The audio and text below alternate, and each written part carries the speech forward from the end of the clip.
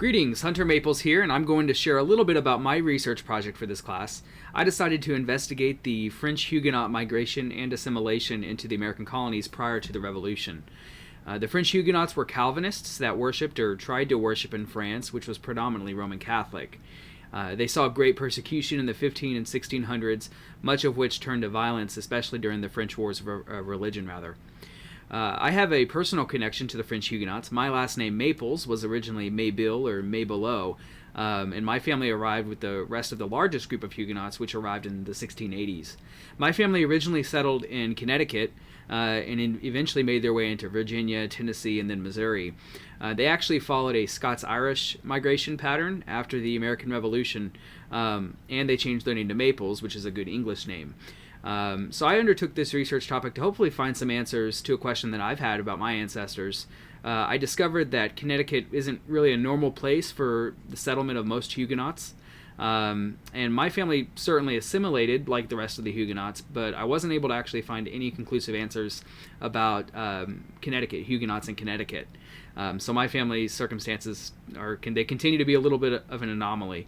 But as far as my research goes, I found myself really intrigued and interested by their story. They primarily settled in New York, New England, and South Carolina. The largest groups of them did. Each of their stories look different based on where they chose to settle, but the outcome is pretty much the same wherever you look.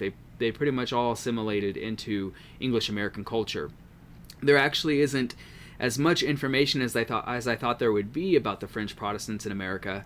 One historian called the period in which they arrived he called them the Dark Ages of American colonial history.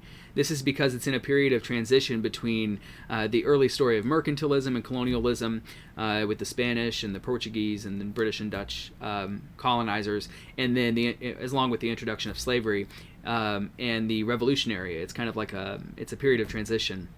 And a lot of their records have been lost to time. A lot of the records that talk about the French colonists. There are some ecclesiastical records from the French Church, baptism records, marriages, that sort of thing.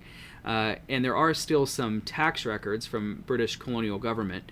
The problem with the tax records is that they often left out the lowest class of colonists, which many Huguenots would have been a part of as refugees. So this has made things a little bit more difficult, not impossible, just more difficult. So I've had to get a little bit creative with how I interpret some of the marriage records and that sort of thing, and the tax records as well. If you look at American culture, you don't see hardly any remnant of French Protestant culture. So I took on the question of what caused their assimilation in the British colonies in America. These are mainly centered around economic, political, and ecclesiastical factors as well. Even though their culture and contribution isn't blatantly seen,